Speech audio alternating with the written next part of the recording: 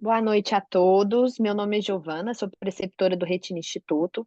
Maior prazer de apresentarmos hoje nossa aula super especial da nossa chefe Master Blaster, Tereza Canadani, sobre retinopatia da prematuridade. Por favor, eu repito, né? Vou deixar o microfone de todos desativado. Quaisquer dúvidas, comentários, por favor, deixem escrito no chat. Final da aula, a T comenta e responde às dúvidas, tá bem? Grande prazer, T. Boa noite a todos. Todos me escutam? Gia, tá me escutando? Sim, tudo ok. Bem, Perfeito aqui. pessoal, é um prazer enorme estar aqui, né? Falar de um tema que eu gosto muito. Eu já trabalho com retinopatia da prematuridade há mais ou menos uns 15 anos. Então, eu quero que todos vocês hoje aqui fiquem ligados aqui comigo, porque é uma aula que eu vou esmiuçar bastante, como você aí no seu consultório, onde você estiver, no seu interior, na sua clínica.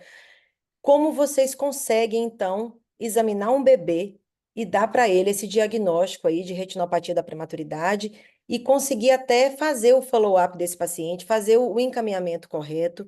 Então, é para esse momento aí que é o objetivo principal dessa minha aula de hoje. Então, eu vou passando aqui, deixa eu ver onde é que, deixa eu ver, Gi, onde é que tá passando? Acho que deu. Então, Aí. aí, essa fotografia, aí, essa de fundo de olho, ela foi tirada por mim mesma, lá no Hospital Júlia Kubitschek, onde eu também trabalho como oftalmologista neonatal. Então, eu me deparei com esse fundo de olho, tá? E vocês vão aprender até o final da aula o que que eu teria que ter de conduta num caso frente a esse. Falando da epidemiologia da ROP, da retinopatia da prematuridade, ela é uma das principais causas de cegueira prevenível na infância. Por que prevenível? Porque se essa criança for vista num CTI por alguém experiente nesse tema, você pode sim prevenir a cegueira definitiva dessa criança. E a maioria das crianças cegas por esse problema, elas estão aqui na América Latina, 2/3 dela. E a proporção dessa cegueira depende do nível de cuidado daquele pediatra dentro do CTI neonatal. Temos aí uma estimativa de mais ou menos 30 milhões de prematuros por ano, tá? E destes prematuros, muitos terão a retinopatia da prematuridade. E como se dá essa triagem aqui no Brasil? Quais os bebês que terão risco de ter essa patologia? São aqueles bebês que nascem com peso abaixo de 1,5 kg e abaixo de 32 semanas, ou um ou outro, não precisa estar os dois, é um ou outro, tá? Então, esses bebês, os pediatras vão triar para o exame oftalmológico. Mas além desses critérios do peso e da idade gestacional, a gente também considera o exame em recém-nascidos com alguns fatores de risco, como pacientes com SARA, né, que é a síndrome do desconforto respiratório, pacientes com sepse, transfusões sanguíneas, que aumenta o risco também da ROP, pacientes gemelares e pacientes também com hemorragia intraventricular. E o primeiro exame, Tereza, esse exame ele deve ser feito assim que aquele prematuro nasce? Não. Uma coisa importante para vocês que não trabalham com retinopatia da prematuridade é saber que o primeiro exame a ser realizado, ele deve ocorrer entre a quarta e sexta semana de vida. Por exemplo, aquele bebê nasceu com 30 semanas, então você vai vê-lo 4 semanas depois, em torno de mais ou menos 34 semanas, ok? Então, entre 4 e 6 semanas de vida é realizado o exame. E como que se dá toda aquela cascata de eventos que culminam com aqueles achados no fundo de olho que vocês vão aprender hoje? Aquele bebê prematuro, quando ele nasce, ele é submetido a uma hiperóxia. Concorda que ele não tem o pulmão maduro? Então, os pediatras neonatais vão fazer o quê? Dar oxigênio para ele sobreviver, já que o pulmão é imaturo. Então, ele vai ser submetido a uma hiperóxia. Essa hiperóxia, lá no fundo do olho, vai levar a uma vasoconstricção nos grandes vasos e vasoobliteração nos capilares da retina. E essa vasoconstricção na retina vai levar o quê? A uma hipóxia.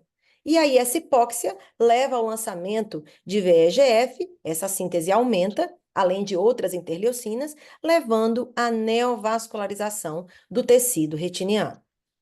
Essa foto é maravilhosa. ela ilustra bem toda a fisiopatologia da retinopatia da prematuridade. Quando a gente está em útero, nós dentro do útero das nossas mães, nós temos toda uma cascata de eventos para tudo acontecer de acordo com a nossa idade programada para nascimento, ok? As 40 semanas. Então, em útero, dentro do útero, a gente tem, por exemplo, às 32 semanas de gestação começam os vasos nasais. E às 36 semanas começam os vasos temporais. Então, imaginem que o bebê nasceu antes desse período, abaixo de 32 semanas. Ele não vai ter nem a vascularização nasal, nem a temporal. Vai ser submetido àquela hiperóxia que eu comentei com vocês, vai ter uma vasoconstricção aqui no tecido retiniano, com o lançamento de várias interleucinas. Logo após, vai acontecer uma hipóxia, e com isso, lançamento de VEGF, levando à famosa neovascularização do tecido retiniano. Os fatores de risco, não se esqueçam. Crianças com Apgar abaixo de 7, uso de oxigenoterapia, todas essas aqui que eu já comentei anteriormente, são fatores de risco que pioram o aparecimento da retinopatia da prematuridade. O diagnóstico, ele é realizado hoje, claro que a gente tem aqui o famoso RETCAM, mas imaginem, vocês estão lá, por exemplo, o meu querido Neifer aí, está lá em Paracatu, e ele ainda não tem o RETCAM. Ele vai lá com o OBI dele e consegue diagnosticar um bebê, por exemplo, como esse, que tem aqui ó, uma crista com neovaso, vocês vão aprender daqui a pouco essa classificação, e consegue encaminhar esse bebê para um tratamento efetivo, evitando a cegueira desse bebê. Então, para o diagnóstico, se você for hábil a diagnosticar os estágios, localização e tudo que envolve a retinopatia da prematuridade, com um ABI apenas você consegue dar seguimento a esse bebê. Esse artigo é um artigo mais recente dos achados da angiografia fluoresceínica, tá? Pelo RETCAM, com a função da anjo, na retinopatia da prematuridade. Observem aqui, na região temporal, aqui você tem o nervo óptico, né? Aqui, ó, os vasos bem tortuosos, vou explicar daqui a pouco isso para vocês. E aqui, ó, o tanto de isquemia no tecido temporal, porque é um tecido avascular desse bebê que não deu tempo dele ter nascido com toda a anatomia retiniana normal. Observem aqui também toda essa retina vascular com esses neovasos, com essa proliferação aqui, devido ao aumento da síntese de VEGF que acontece pela hipóxia. Então, um exame belíssimo realizado à beira do leito. Então, tomem nota disso aí. Primeiro exame quando? Entre a quarta e sexta semana de vida. A fase aguda se dá no primeiro exame? Não. Vocês vão ver aqueles achados de Hope daqui a pouco, mas não vão ver no primeiro exame. Vocês vão ver geralmente do terceiro para o quinto exame. Então, a fase aguda da doença se dá entre a 32ª e a 44ª semana pós-concepcional. E para a realização desse exame, geralmente, se for usado um bléfaro, a gente usa um colírio anestésico com um bléfaro, né, para dar um conforto ali ao paciente, e o auxiliar de enfermagem contém ali o prematuro. Uma questão importantíssima que vários colegas me perguntam, fala assim, Tereza, me ajuda, como que eu faço a dilatação pupilar desses bebês? São com aqueles colírios que a gente pinga dos nossos pacientes adultos? De jeito nenhum. Então, mais uma colinha aqui para vocês, tá? Vocês vão utilizar o colírio de tropicamida a 0,5%, porque o original é 2,5%, ok? E a fenilefrina 2,5%, o original é 10%. Então, vocês vão fazer como? Vão fracionar esses dois colírios e vão pingar uma gotinha de 5 em 5 minutos durante 3 vezes, ok? E faz isso 40 minutos antes da realização do exame, ok? O blefarostato, se for utilizar anestésico antes, porque é muito incômodo para o bebê. Geralmente, eu faço o exame sem o blefarostato e eu o utilizo quando eu vou fazer o tratamento de fotocoagulação a laser ou com agentes antiangiogênicos. Então, aqui, sou eu aqui com um dos meus pupilos, que geralmente a gente sempre tem um conosco, graças a Deus, isso é muito bom, poder propagar, né, um assunto tão relevante como esse. Então, o exame é feito dentro, do CTI neonatal, né, a gente faz toda a asepsia das mãos para colocar, né, a mão naquele olhinho, então a gente faz a asepsia das mãos, usa luva, tudo direitinho, e com o uso do oftalmoscópio binocular indireto, geralmente eu utilizo muito a lente de 28 dioptrias, porque ela tem um campo de visão maior, mas com a lente de 20, sabendo que o campo de visão é mais limitado, também o exame pode ser bem feito, tá?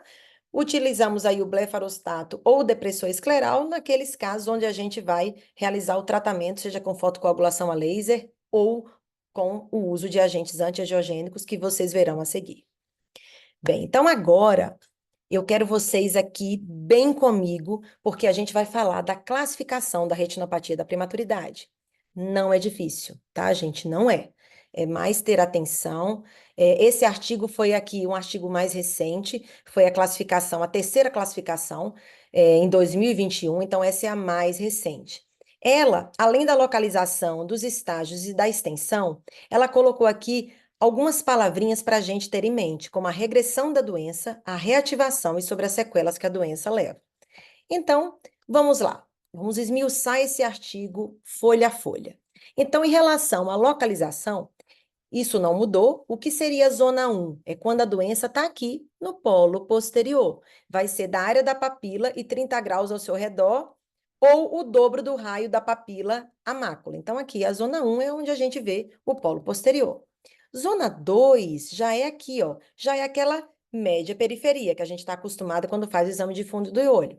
Então, é o limite da zona 1 até a hora serrata nasal e o equador temporal. E zona 3 é o limite da zona 2 até a hora serrata temporal, tá bom?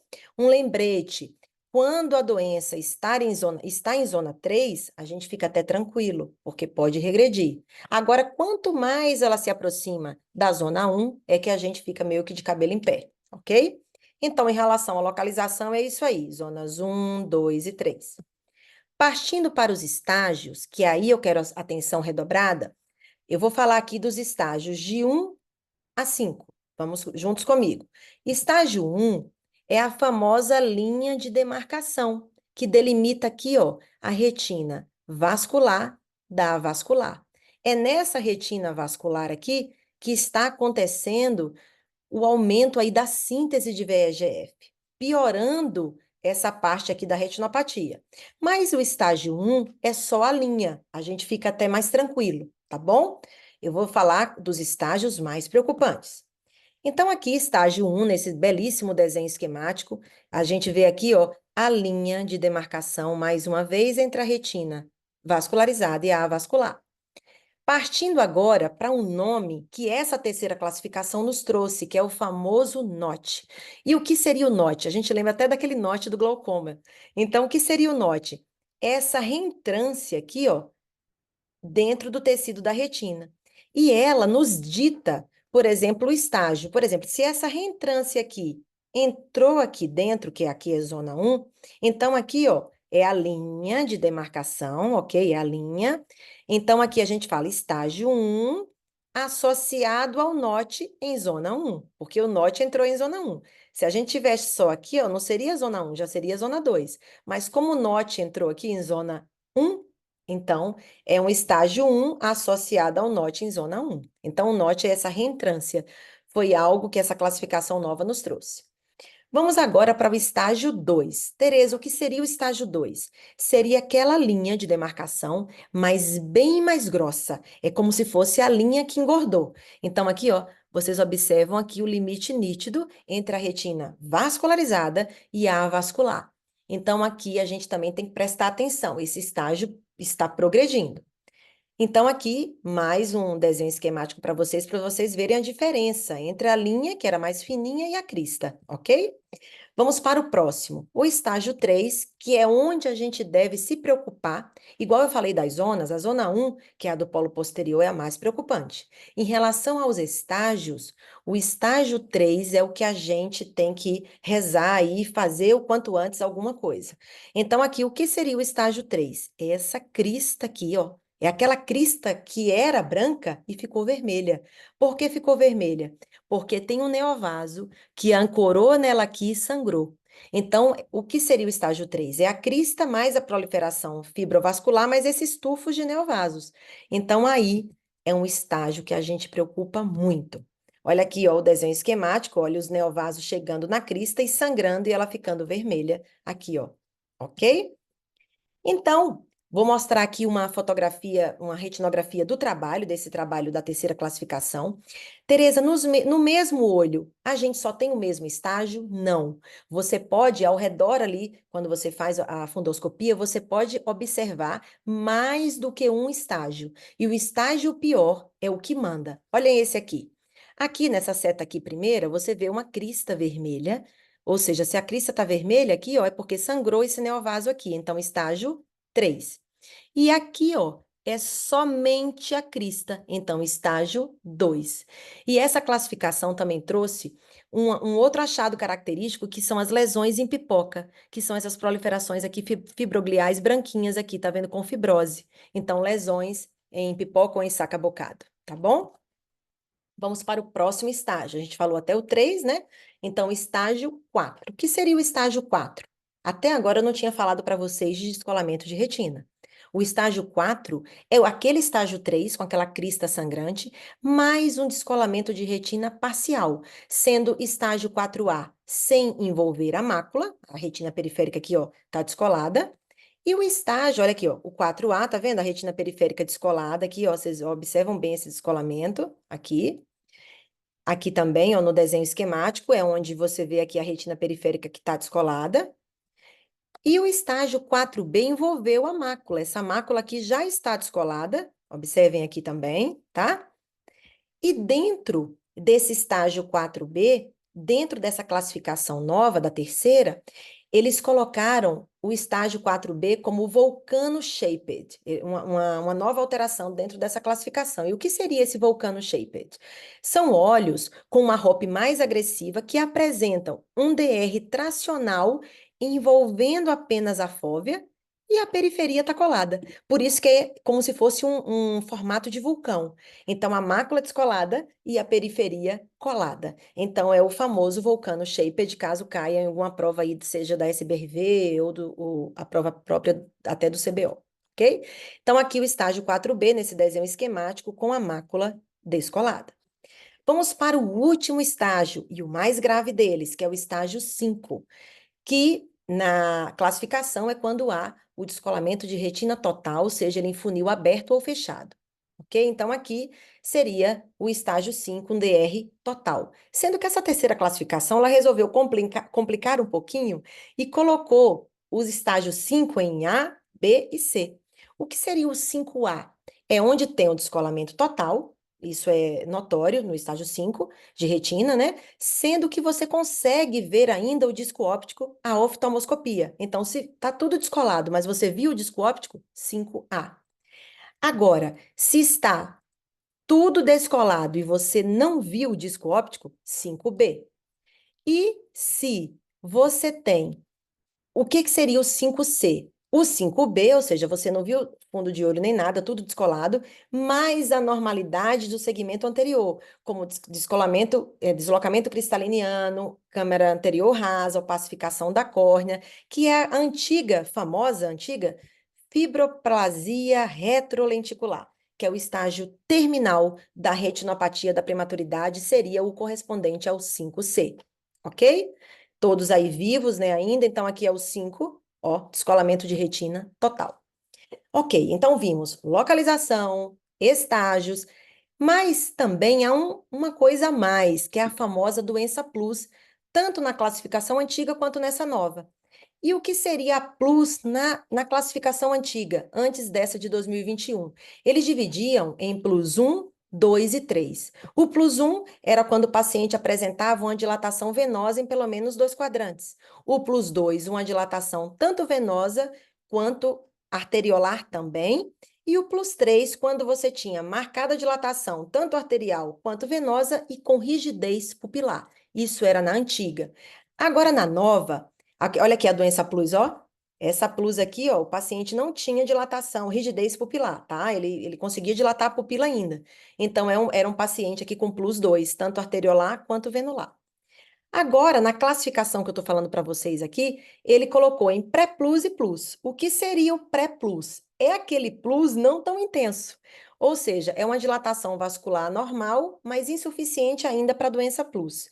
E o plus é o famoso plus antigo nosso. Então, aqui, ó, seria um pré-plus, você tem aqui uma dilatação venular, arteriolar também, mas não tão intensa quanto esse aqui. Olha só como é que é gritante aqui, tá bom? Então aí fica até um pouco subjetivo, até umas críticas sobre isso, porque o pré-plus e o plus para alguns pode ser a mesma coisa. Então o que manda realmente é a experiência de ver bebês o tempo inteiro, tá bom? Tereza, esse plus, ele piora a retinopatia? Sim, ele é um indicador de gravidade quando presente em qualquer fase, em qualquer estágio aí da retinopatia da prematuridade. E essa classificação também, ela propôs um nome para as formas mais graves, que é a HOP agressiva, tá? Que antigamente era chamada de HOP agressiva posterior, tá bom? E o que seria essa HOP agressiva posterior? É quando você tinha aquele plus 3, ou seja, dilatação arteriolar e venular com rigidez pupilar, em zona 1, tá? Naquela zona do polo posterior, sem estágio associado, ela não respeita nenhum estágio. Então, vou mostrar aqui alguns exemplos para vocês, tá bom? Então, hoje é a famosa HOP agressiva. Vou mostrar aqui alguns exemplos. Olha só. São aqueles quadros muito graves, onde você observa neovascularização, isquemia em zona 1, com plus associado, ok? E sem aqueles estágios que eu falei para vocês, tá bom? Então acontece tudo muito rápido e muito grave, para bebês bem prematuros. Agora, tem um termo que essa nova classificação colocou para a gente, que é a famosa regressão. E o que seria essa regressão da retinopatia? Geralmente ela ocorre espontaneamente ou após tratamento com laser ou antiangiogênico, tá? Essa regressão com o tratamento com antiangiogênico dura geralmente de 1 a 3 dias, quando você injeta o antiangiogênico, e com laser, aqueles sinais da ROP geralmente desaparecem em 7 a 14 dias. Observe aqui, esse paciente tinha uma ROP, se a gente for pensar aqui em estágios, era o estágio 3, que ele tinha uma crista com neovaso. Se for pensar em zona 2, né? Não é tão em zona 1. Então, ROP estágio 3 em zona 2, ele foi submetido à fotocoagulação a laser. Observem aqui, após mais ou menos 3 semanas, como o vaso melhorou o calibre. Observem bem, ok? Aquela crista que tinha sangue, ela sumiu, tá bom? Então, você restabelece aí a anatomia da retina com um tratamento, seja laser ou antiangiogênico. Já esse outro paciente aqui, observem, ele tinha plus, a crista aqui com neovaso, e ele fez o tratamento com antiangiogênico. Observem aqui, ó, a retina avascular, ela começa a vascularizar após o tratamento antiangiogênico. Isso aqui foi após 3 dias, tá bom? E a vantagem do antiangiogênico é que você não mata ali, né, com a foto, não mata o tecido retiniano. Bem, um outro nome que ele utilizou também nessa classificação foi o nome da reativação. Quando a reativação da doença ocorre? Geralmente ela acontece mais frequente após o tratamento antiangiogênico e raramente após o tratamento a laser. Lembrando que após o tratamento antiangiogênico, essa reativação ela acontece, observem bem aqui, entre 37 até 60 semanas pós-neonatal. Imagine isso, 60 semanas pós-neonatal. Por isso que o bebê que faz o tratamento com antiangiogênico, ele tem que ser seguido de perto, porque essa reativação pode acontecer e você não pode perder esse time. Observem aqui esse paciente que tem uma ROP bem agressiva e teve a reativação da doença aí após o tratamento antiangiogênico, ok? Ele fez uma aplicação e depois de 3 meses a doença voltou. Então, quais seriam as complicações da retinopatia da prematuridade se ela não for tratada? A perda visual, o paciente fica cego, com aquele estágio 5 que eu mostrei para vocês. O paciente fica míope se ele faz o tratamento com laser, aumenta essa miopia, ok? E ele, mesmo sem o tratamento, ele tem um risco maior de alongar esse diâmetro axial. Pacientes ficam amblíopes, podem ter estrabismo, glaucoma, descolamento de retina, como eu já mesma falei anteriormente. Agora vamos para. A gente já passou aqui, tá? Da metade da aula, fiquem juntos comigo. Vamos aqui para o tratamento dessa doença tão importante. Então, eu queria que vocês tomassem nota desse quadro. Quando vocês tratam a retinopatia da prematuridade. Não é em qualquer estágio e nem em qualquer zona. Então, é de acordo com isso aqui. É a famosa prelimiar tipo 1. E o que seria a doença prelimiar tipo 1? Se a doença estiver em zona 1, ou seja, em polo posterior, com qualquer estágio daquele 1 a 5, com a doença plus. Então, zona 1 com plus tem que tratar. Zona 1 e estágio 3, ou seja, zona 1 com aquela crista com neovaso, mesmo sem plus, tratar também. E zona 2, que é a zona da média periferia, nos estágios 2 ou 3 com plus. Essa é a famosa pré-limiar tipo 1. Podem até fazer uma colinha disso aí, tirar um xerox, deixar perto do consultório, para vocês saberem quando encaminhar o bebê para o tratamento. E a famosa doença limiar, que é aquela retinopatia estágio 3, ou seja, crista com neovaso, em zona 1 ou 2, com pelo menos 5 horas de extensão contínuas, que vocês vão ver nas horas de relógio, ou 8 horas intercaladas com plus, tá bom? Então, isso não precisa decorar, isso eu já sei, né, meio que decorado no automático, porque, né, há muito tempo que eu vejo isso aí, tá bom? Agora, Tereza, como é que funciona o segmento desses bebês? O segmento desses bebês, quem está comigo no ambulatório né, no CTI, sabem que eu vejo sempre onde o vasinho do bebê termina. Então, essa vascularização da retina, por exemplo, você pegou um bebê que nasceu de 32 semanas e é o primeiro exame dele. Se é o primeiro exame dele, ele está com 36 semanas, concorda? Com 36 semanas, já começa a ter uma vascularização temporal. Então, se eu examino esse bebê e a retina dele está vascularizada, esse bebê vai ser liberado, né, do nosso exame, mas ele vai ter que ser seguido no ambulatório pelo risco de estrabismo, ametropias, que é o próprio risco que é inerente à doença. Agora, se ele tem uma vascularização incompleta, ou seja, o vasinho temporal ainda não chegou lá, e ainda está em uso de oxigênio, aí você fica vendo esse bebê de 15 em 15 dias pelo risco daquela hiperóxia levar a piora, né, ou levar a algum estágio de retinopatia. Agora, por exemplo, esse bebê, você examinou e ele tem uma retinopatia estágio 1, ou seja, aquela linha em zona 3, aquela zona mais tranquila.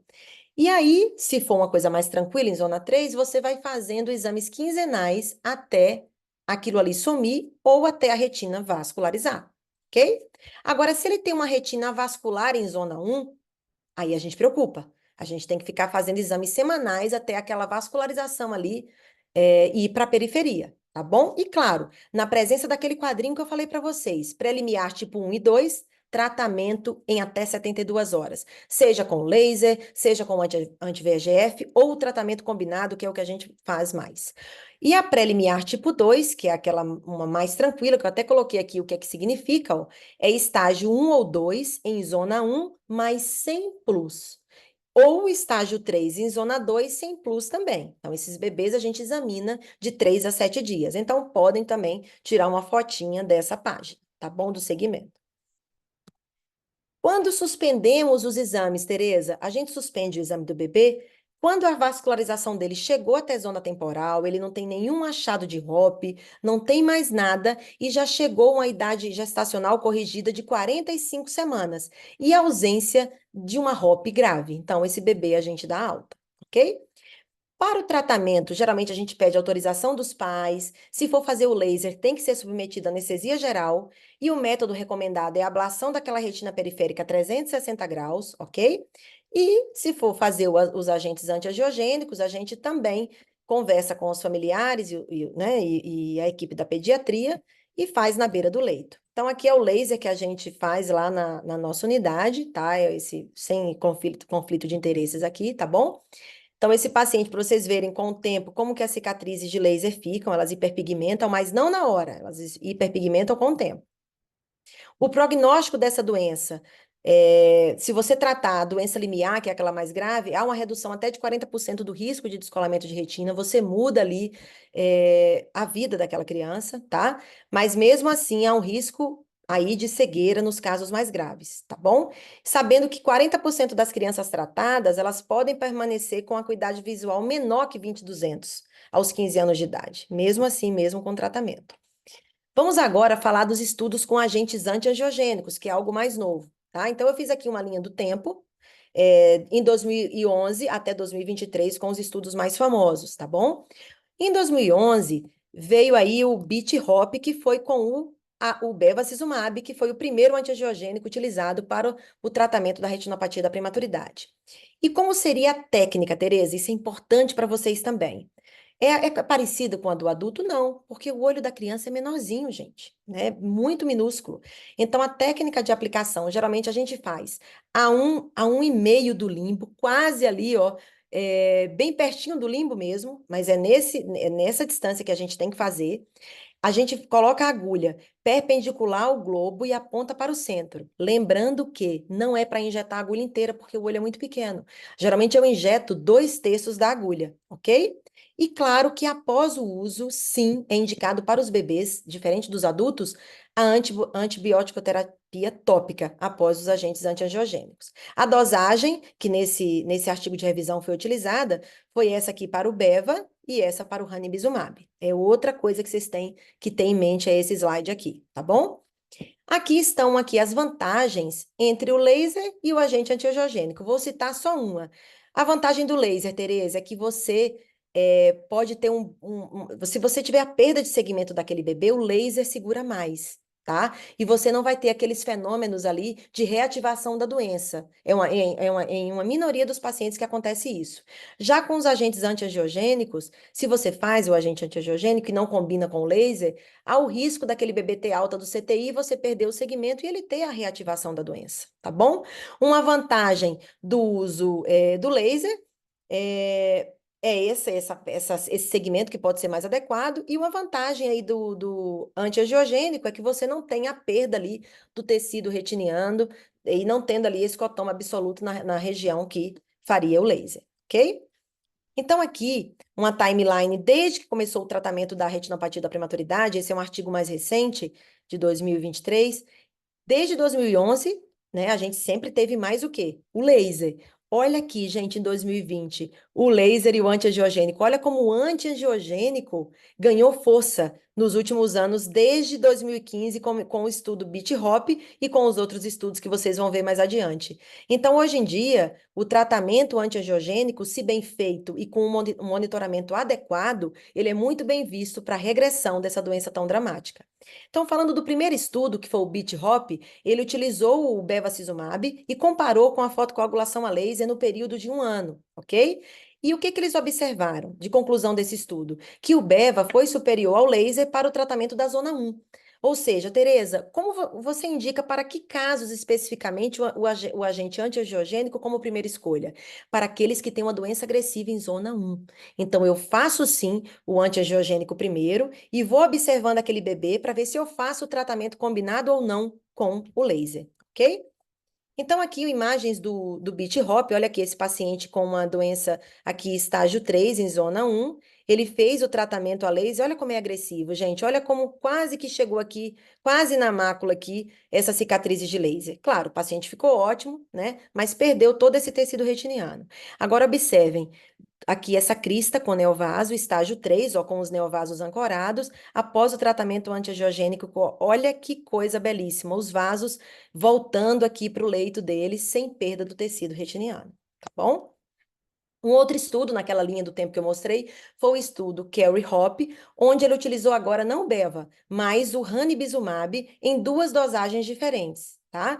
Tanto 0,2 quanto 0,20.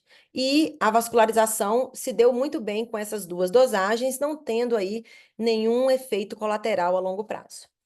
O estudo Rainbow também foi feito com o ranibizumab, foi quando ele foi aprovado para uso em 2019 na retinopatia da prematuridade. Eles fizeram um estudo comparativo entre 0,2 miligramas, 0,1 e o laser em um segmento de 6 meses e viram que o ranibizumab na dosagem de 0,2 miligramas foi superior ao laser no tratamento da ROP. Ok? Então, em 2019, ele foi lançado em bula para o tratamento da ROP. E mais recentemente, em 2023, o estudo Firefly veio aí com o uso do aflibercept para o tratamento da retinopatia da prematuridade. Então, também foi um estudo comparativo de não inferioridade entre o aflibercept 0,4 e a terapia laser. E eles concluíram que, observem essa conclusão aqui embaixo, que a maioria dos pacientes recebeu tratamento bilateral com aflibercept e a maioria dos olhos, quase, né, 83%, precisou de apenas uma injeção de aflibercept até as 6 meses de idade aí do bebê. Então, foi uma droga que se mostrou promissora para o tratamento da retinopatia da prematuridade. Agora, chegando bem ao fim da aula, que a gente vai praticar aqui todas aquelas classificações que eu falei para vocês. Vamos lá.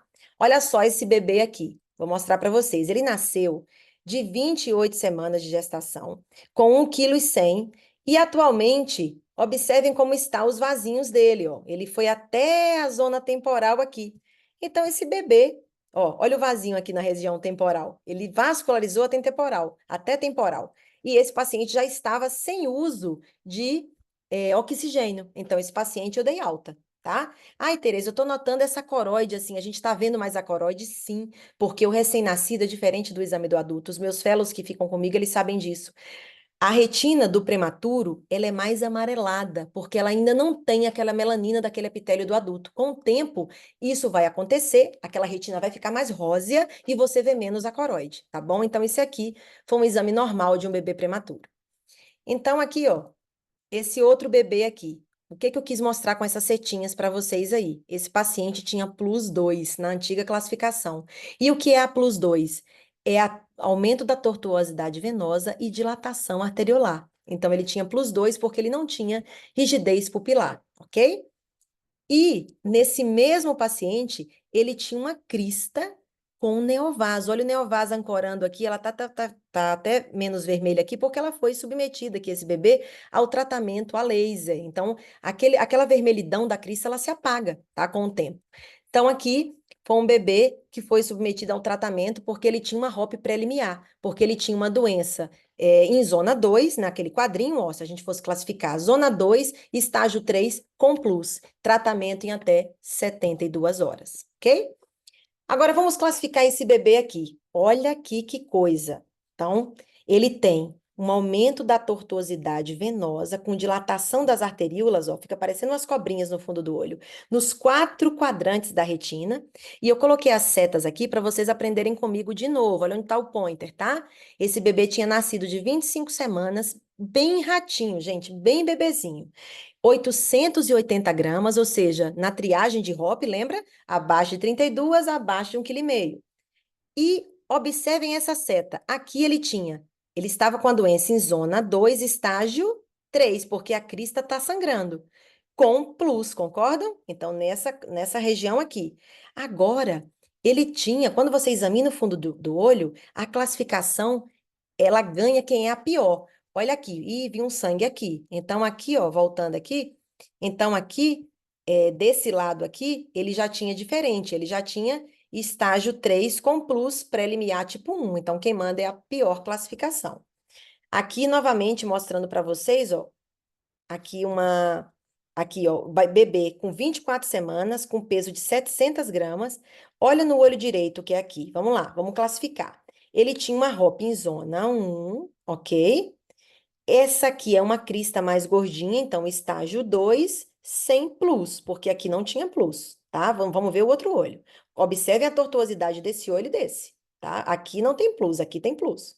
Então, aqui, se a gente fosse ver aquele quadrinho, é uma pré-limiar tipo 2. A gente examina em 3 a 7 dias. Agora, vamos ver o olho esquerdo. Ele tinha aqui uma ROP em zona 1, que a gente está bem em polo posterior, ok? E estágio 3, porque a crista tem neovaso aqui, com plus, ou seja, pré-limiar tipo 1, naquele quadrinho que eu pedi para vocês tirarem cola. Então, o tratamento tem que ser feito em até 72 horas, tá bom? É para ontem, senão esse bebê descola a retina e fica no estágio 5. Último slide. Então, gente, para casa, para vocês levarem o diagnóstico precoce, lembrando de todas aquelas zonas. Zona 1 é a pior, zona 2 e 3 a gente meio que fica tranquilo, né? Na zona 3 principalmente. Os estágios de 1 a 5, lembrando que 3, 4, 5 a gente já, né, queima o cabelo de tão, né, tão nervoso que a gente fica para tratar logo, tá bom? Então, atentar para os casos que necessitam de tratamento. Lembrem da colinha do pré-limiar tipo 1 e da doença limiar. Ali tem que tratar em até 3 dias. Segmento desses bebês após a alta é importantíssimo pelo risco de cegueira, de estrabismo, de miopia, tá bom? Da reativação da ROP se você faz o agente antiangiogênico. E a cegueira por ROP pode e deve ser erradicada e depende de todos nós. Vocês, oftalmologistas, mesmo que não lidem com a ROP, Às vezes, até através da minha aula, que hoje eu tentei ser o mais didática possível, porque é um tema chato, vocês conseguem sim. Nossa, eu acho que a Tereza falou de dar plus, eu acho que essa tortuosidade aqui, vou mandar para um colega. Encaminhem, tá bom? Não deixe aquela criança ficar cega, ok? Muito obrigada. E estou aberta aqui às dúvidas, tá? Oi, Gi. Maravilhoso, como sempre, ter. Como é que eu Incrível interrompo essa aqui, gente, para aula. ver a cara do povo? Pronto, agora eu tô aqui. Aí, E aí, pessoal? Não tenho vergonha, vamos não, tá? vamos ver aqui no chat. Tô vendo aqui uns Só elogios, Eu elogios, Tê. queria só fazer uma elogios. pergunta. Claro, meu amor. Primeiro que maravilhosa a aula, viu? Parabéns. Aprendemos muito. A dúvida é a seguinte: depois que você faz o antiangiogênico, como é que costuma ser seu segmento? Assim, com quanto tempo você revê essa criança? E se for o Ótimo. caso de repetir o antiangiogênico, quanto tempo você espera para repetir? E quantas vezes você já precisou repetir? Sim. Então, ótima pergunta. Geralmente, aí você fala, ai, Tereza, qual o antiangiogênico que você usa? Eu uso o que tiver disponível. Se aquela unidade ali conseguiu o Beva, ou conseguiu o Ailia, ou conseguiu o Lucentis, é o que tem, tá? É o que tem na manga. Feito o antiangiogênico, geralmente eu examino esse bebê uma semana depois. Aí examinei. Aí, por exemplo, eu vi que aquele bebê estava em zona 2, tá? Por exemplo. E aí que aquela crista deu uma planada sem hemorragia, certo? Eu olhei a crista, deu uma planada e o plus melhorou, porque geralmente em 3 dias o plus melhora também. Aí eu volto a vê-lo na semana seguinte. Aí eu vou sempre fazendo comparativo. E aí, se aquele vasinho foi mais para a zona 3, sabe? E aquela crista, que era a crista vira-linha, aí outra semana. Eu fico vendo quase que semanalmente esse bebê. Até eu dar alta para ele, até ele não ter nenhum sinal mais. E quando que eu reaplico? Eu reaplico assim: fiz o antiangiogênico, observei aquele bebê ali, eu dou uma chance para aquele olho, geralmente de um mês, para ver o que que o antiangiogênico vai responder. Se eu noto sinais de piora, em menos às vezes até do que um mês, Olivia, eu faço o tratamento combinado, eu faço o laser junto naquela área ali isquêmica. Se eu noto se eu não noto que aquela área isquêmica ela tá melhorando. Então eu às vezes até faço antes desse um mês, entendeu? Então tem Entendi. casos que E eu aí faço o você sempre tratamento opta por combinado. Hã? Você sempre opta por fazer combinado, então, assim, mesmo que ele estiver numa zona um bem Sim, posterior, aí fez o Avastin, aí o antiangiogênico, aí não melhorou, a gente nunca, você já teve, assim, pensou em repetir fazer outra dose de antiangiogênico ou você prefere sim. fazer laser? Ah, ótimo. É o seguinte, tinha um paciente lá no Júlia que ele era muito grave hemodinamicamente. Ele não poderia ser submetido a uma anestesia geral para eu fazer o laser dele, certo? Porque ele estava bem instável. E aí, o que que era o tratamento para ele? Era o que tinha, era só o antiangiogênico. Então, esse bebê, ele tinha uma doença em zona um super importante, ele tinha uma ROP agressiva, que é a +3 em zona um. Ele tinha rigidez pupilar também, e eu fiz um antiangiogênico e fui repetindo esse antiangiogênico, fiz em um mês, depois eu fiz ali depois de umas 6 semanas, porque a gente tem que lembrar dos efeitos de neurotoxicidade, né, da parte toda vascular desse bebê. Então, a gente não pode fazendo igual a torta e a direita, igual a gente faz no adulto, sabe, Olivia? Então, eu faço uma primeira e com parcimônia eu vou estendendo. Aí, teve um bebê que eu fiz 3 aplicações em 8 meses de segmento. Foi o que eu mais fiz de antiangiogênico. Mas, geralmente, de 1 a 2 resolve muito bem. Excelente, obrigada, Tê. Nada, meu amor. Aquele paciente da aula que você falou, né, que tinha uma pré-plus e no outro tinha uma plus com estágio 3 zona um. Aí, se no Ótimo. caso, você trataria os dois olhos? Boa pergunta, Neifer. Então, aquele lá, ele tinha prelimiar tipo 2 em um olho. E tinha prelimiar tipo um em um. Então, eu fiz aquele olho, o primeiro, o pior, e pela classificação, pelo segmento, aquele outro a gente tem que ver de 3 a 7 dias. Foi o que eu fiz. E naquele olho que eu fiz o laser, o direito, eu fiz no direito. Você acredita que melhorou o esquerdo sem nada? Então, assim, teve um efeito ali sistêmico da terapia laser que eu fiz só no olho. Ah, não, minto, eu não fiz só o laser, não. Eu fiz o laser mais o antiangiogênico no olho tratado. Então, o antiangiogênico agiu ali no olho contralateral de alguma maneira, regredindo aquela preliminar tipo 2. Mas acontece sim, Neifa, de ter um olho pior que o outro, eu fazer um olho e avaliando de perto o outro, fazendo o outro também. Entendi. Você Perfeito. comigo, você viu que a gente fez nos dois olhos, né? Sempre a Foi, é por isso maioria que eu dos dois perguntei. olhos. Aquele É. que a gente tratou naquela vez na UTI, a gente tratou os dois olhos. Ó, para monitorar a possível reativação da ROP, ótima pergunta, do Samsung aqui, que eu não sei quem é, né? Tudo bem, Samsung aí. Peraí. Devemos examinar com qual frequência? Ótimo.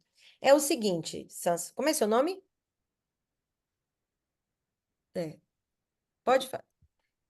Tá, eu vou responder aqui, tá? É o seguinte, gente, é o Fernando. Oi, Fernando, tudo bem? Então, olha só, como que você examina? Você, Fernando, faz o seguinte. Fernando Cardoso, tá? Não é Crasosso, não é Cardoso. Fernando Cardoso. Então, Fernando, você examina aquele bebê, tá?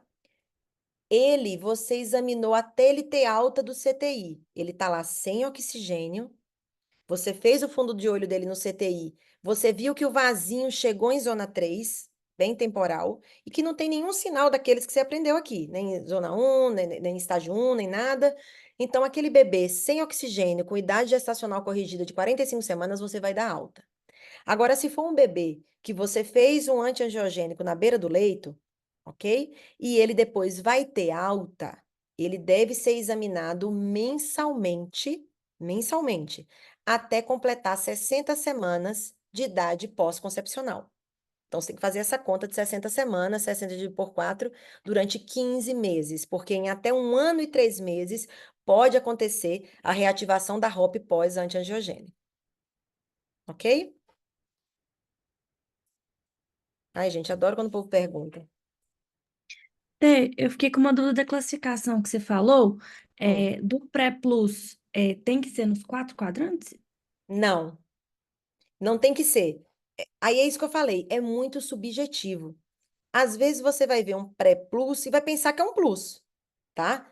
Aí você só vai saber que era um pré quando você nota um plus bem evidente, vai dizer, nossa, eu acho que aquele bebê que eu falei que era plus era pré-plus. Então ficou muito subjetivo. O pré-plus é um plus não tão evidente, entendeu? Ele dá dúvida mesmo. Entendi, obrigada. Podendo ser nos 4 quadrantes, tá? Tem uma nova mensagem. Tereza, boa noite. Bárbara, oi, Bárbara. Como você acompanha as áreas de persistência? Ótimo. Nossa, perfeita.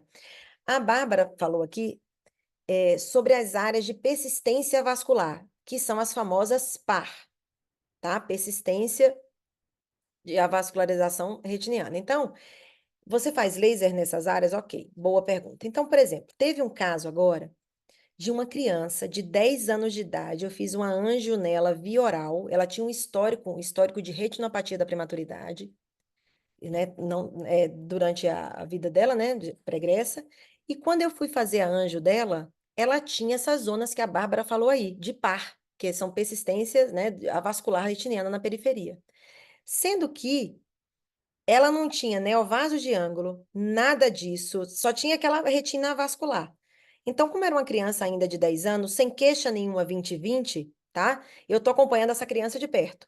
Mas já teve casos que eu vi essa retina vascular, uma só, uma adolescente, com o neovaso, e era por ROP, sim, né? Mas essa ROP depois de um tempo que ficou essa área, e eu fiz o laser, Bárbara.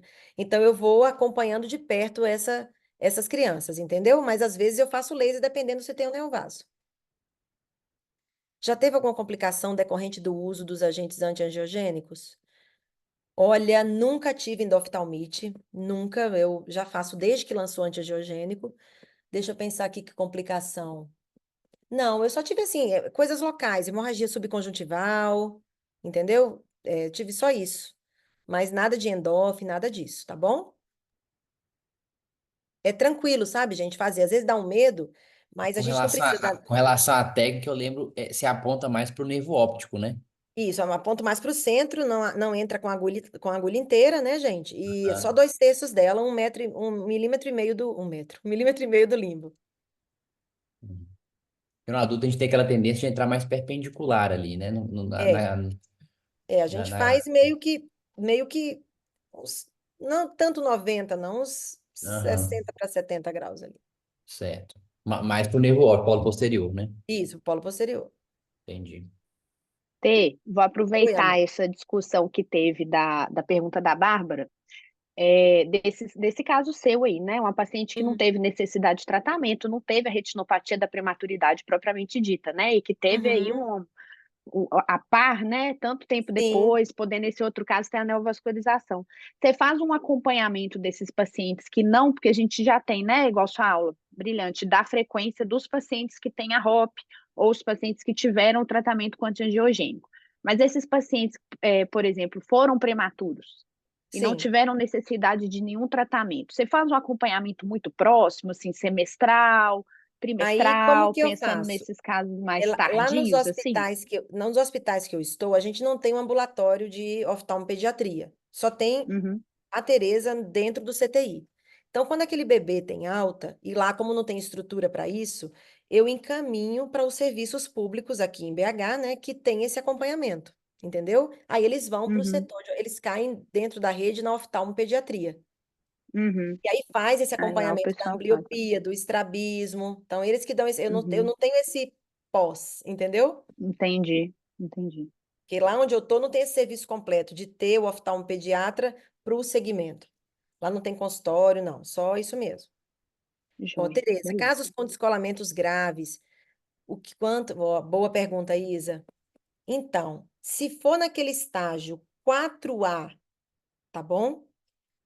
Onde a criança não tem um descolamento da mácula, há um trabalho que mostra que mais de 60% das crianças, se forem feitas ali a cirurgia na época correta, né, diante do diagnóstico, elas podem ter uma visão útil com o tempo. Mas se essa criança chega do 4B para o 5, mesmo sendo submetida ali à cirurgia, 40% ficam cegas. Entendeu? Então, tudo a gente tem que fazer para evitar que descole em qualquer grau.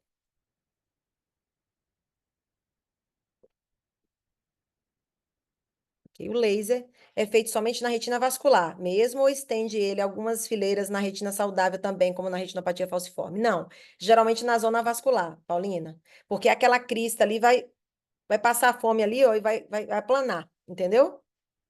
Aquela crista com neovaso ali vai rapidinho. Ô Fernando, tem uma grande discussão se utiliza esse óleo ou não, tá? Tem até um estudo comparativo dos casos que utilizaram óleo, que não utilizaram óleo, e que a taxa de descolamento foi a mesma, de redescolamento com as duas técnicas.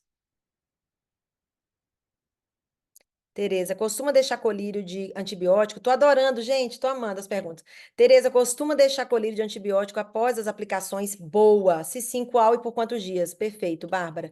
Deixo sim, gente. Um que tá em todas ali, né, todas as UTIs, né, que é de fácil acesso, geralmente tem a tobramicina, que é o que eles têm, tá? Então, eu passo a tobramicina, uma gotinha, de 3 em 3 horas até o bebê dormir, por 7 dias, tá bom? Então, ou a tobramicina, ou se tiver a ciprofloxacina também. É um dos dois que eu utilizo. Sempre tem que utilizar, porque eles têm uma flora pior do que a nossa. Por isso que tem estudos que comprovam, tá? É pela flora que eles têm ali de imunodeficiência. A gente tem que usar antibiótico diferente do adulto. Faz antibiótico antes também da injeção ou só depois? Não, só depois. Aí você fala, Tereza, e na técnica? Faz o quê? Gel de xilocaína, anestésico tópico, asepsia, igual adulto. Depois coloca lá o bléfaro, que eles, tadinho, já vai estar lá, né? Um antiangiogênico a gente vai fazer, aí, então a gente usa um relaxante muscular, aí o bebê dá uma apagadinha, e sempre fica lá o pediatra para poder a gente, né, ele ter qualquer bomba ali tá do lado da gente, e a gente faz rapidamente o antiangiogênico ali nos 2 olhos, se for o caso, né? Ai, gente, fiquei feliz. Fazemos ketamina, isso aí. Ah, Flavinha, ó. Ai, Flávia! Gente, a Flávia, cadê ela? Põe aí, põe aí.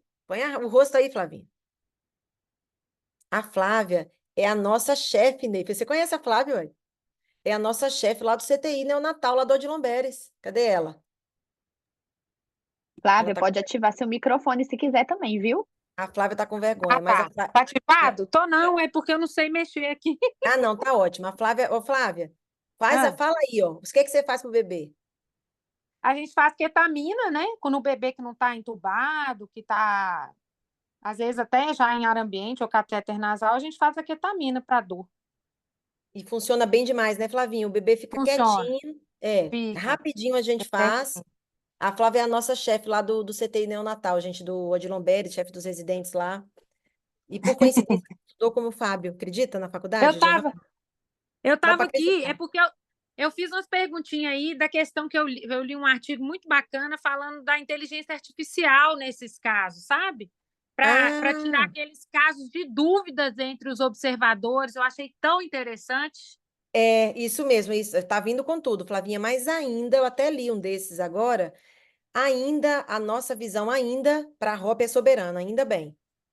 Não, sim, mas eu falo É. assim, porque qual Sim, que é o medo? o De medo. você enxergar alguma coisa e o outro enxergar outra, né? Tipo assim, entre Sim, observadores. entre observadores. Aham. Isso. Aí a inteligência artificial viria para tirar essa Essa diferença aí dúvida é de entre interobservadores, isso. Aham. isso, interobservadores e não prejudicar o bebê, no caso, né? Sim, claro. Ah, mas excelente aula, como sempre, né? Ai, que linda. Ela entra Divulguei sempre. bastante. Deve estar cheio de neonatologista assistindo aí, viu? Ai, que bom, que ótimo. Eu fico feliz. Que bom. Isso. Obrigada, Flavinha. Até amanhã, amor. Até amanhã. Obrigada a E a gente se vocês. vê Tchau, na boa terça, noite. sabe, gente? Toda terça estamos together. Ó, mais alguma pergunta? Bárbara, obrigada, viu, pelas suas perguntas, pela presença, todos vocês aí. Sempre, eu sou muito acessível. Eu tenho meu Instagram, Tereza Canadani Retina, se não tiverem meu celular, né? Tem muitos aqui que são meus amigos. E eu estou sempre aí disposta para qualquer dúvida, se eu souber ajudar, tá bom? Obrigada por tudo, adorei ver as carinhas de quem eu vi. Fico muito feliz, viu, pela presença aí de todos. Fiquem com Deus, tá? Obrigada, Paulina, também.